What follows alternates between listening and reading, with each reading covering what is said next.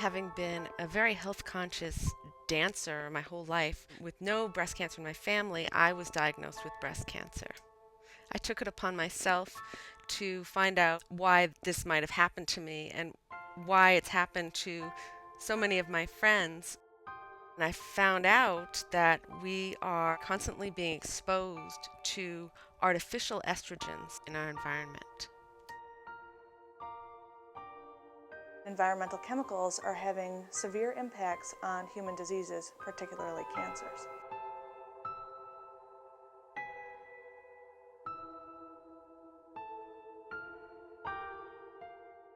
In the 1940s, a woman's risk of developing breast cancer was 1 in 22.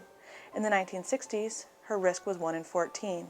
And today, 1 in 7 women are at risk for developing breast cancer in their lives. Genetics alone cannot explain these changes. In fact, genetics can't explain rapid changes like that at all. In our everyday lives, we're exposed to thousands of chemicals. There are chemicals in the things that we eat, in the things that package what we eat. There are chemicals that are sprayed on food as pesticides and herbicides. There are chemicals in the detergents that we use to wash ourselves and to wash our surroundings.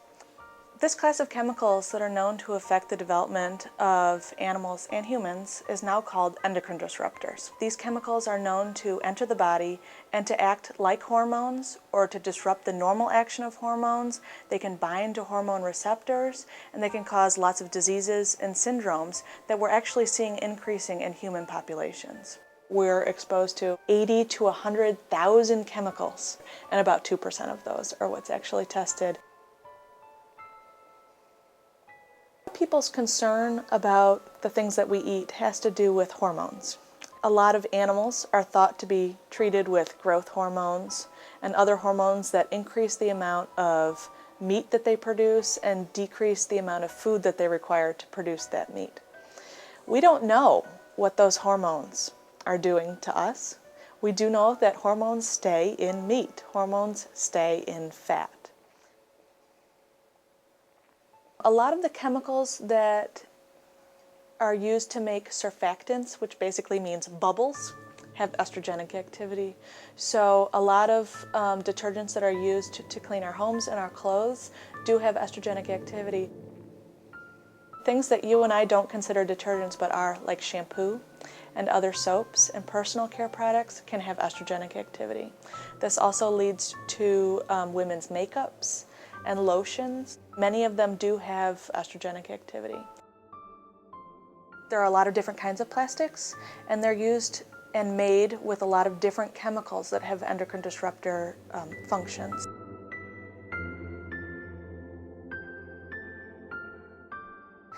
The other chemical that's found in plastics is what my own research has focused on, which is bisphenol A. It is a necessary component to make polycarbonate plastics. BPA is used in order to strengthen plastics, and it's also used because polycarbonate is thought to be durable.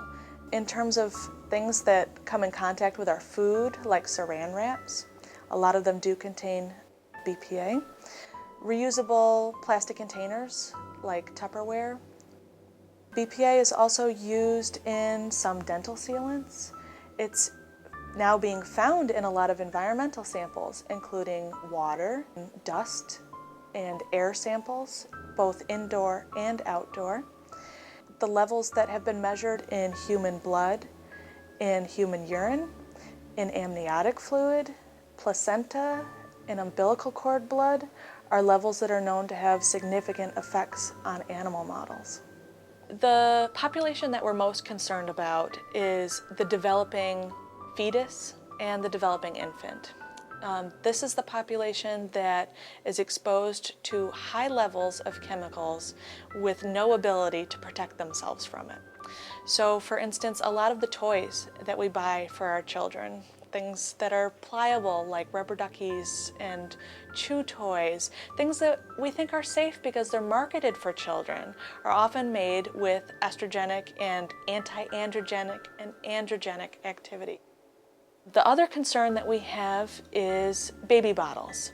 So lots of baby bottles are made with BPA because they're plastic.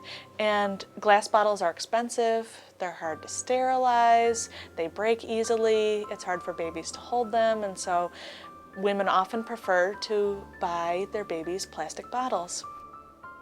A lot of analysis has been done on these baby bottles purchased from lots of different countries.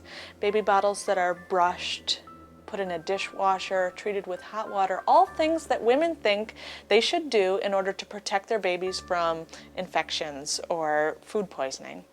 And all of those things are actually increasing the leaching of BPA from those baby bottles.